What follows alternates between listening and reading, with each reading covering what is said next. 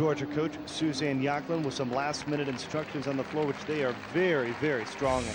Georgia's the best in the country here, and they have a lot to offer in terms of difficult tumbling and original entertaining choreography. Routines are primarily choreographed by a professional dancer from New York, Russell Warfield, who's been doing Georgia's routines for many years. And like Alabama, there are no seniors in this lineup. Once they get Katie Heenan back in, they can be even stronger. And here we see a freshman in Cassidy McComb. She won this event at Stanford already as a freshman. She posted a 9.9. Shows off some great personality in her routine, opening with a clean double pike. Just a week ago, she scored a 9.925 against LSU. Triple turn, a little hop out of that element. Preparing for her second tumbling pass. Shows some front tumbling, front full, front layout, clean, and another good landing. You know, the coaching staff is very optimistic about Cassidy's potential as an all-arounder. They feel that she could eventually contend for an SEC or maybe even a national title. Well, she's certainly got plenty of people to look up to on her roster that have accomplished just those things. It's a great thing about being on a team like Alabama or Georgia. There's certainly so many talented athletes to look up to and to push you every day in the gym. Ready for a final pass.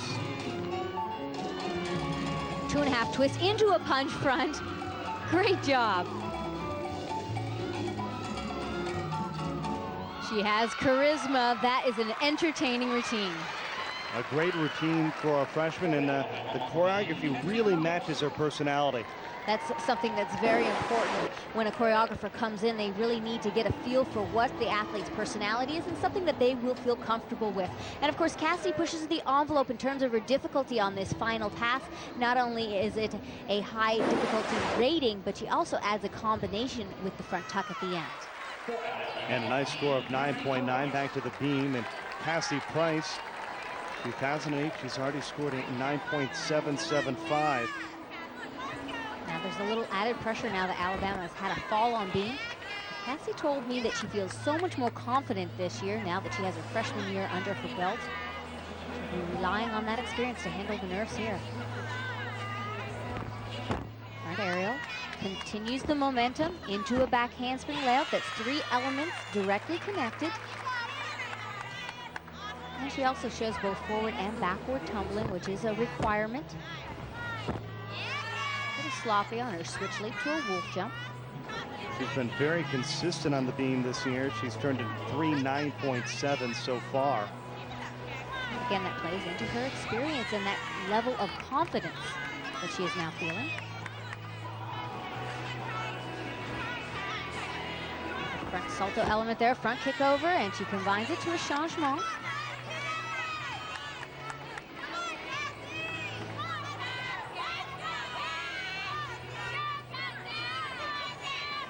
Preparing for a big dismount here. Round off, double pike.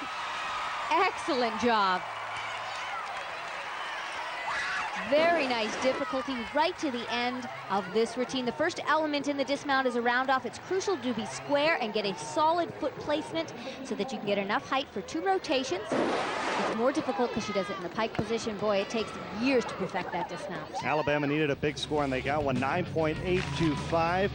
The quest for the perfect 10 continues. Able to compete against this Georgia team. And now Courtney McCool has a door wide open to try to get a big margin headed towards that final rotation over the Alabama Crimson Tide. She comes in here after scoring a 9.975. That means one of the judges gave her a perfect 10 last week. Opening with a 2.5 to a front layout. That 9.975 is the highest score in the entire nation currently.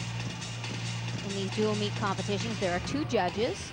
Both give a score, and they are averaged for the final score.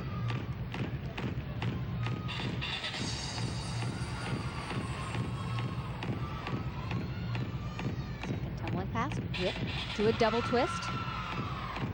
Even her toes are pointed in her tumbling. It's undeniable her presence and style is world-class, second to none on this event. This is a techno upbeat college routine, but with some traditional ballet undertones. It's very classy. She was a regional champion on for a year ago.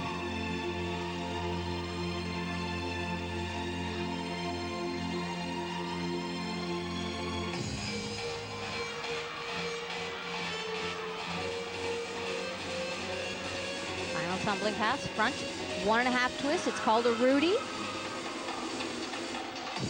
Excellent landings on the tumbling. What really makes her stand out is the cleanliness of this routine. It's almost perfect. Not many form deductions. Courtney was part of the Olympic team that won the silver medal in 2004, but then she had several wrist surgeries that has kept her out of the all-around. But Suzanne says her passion and love for the sport is back.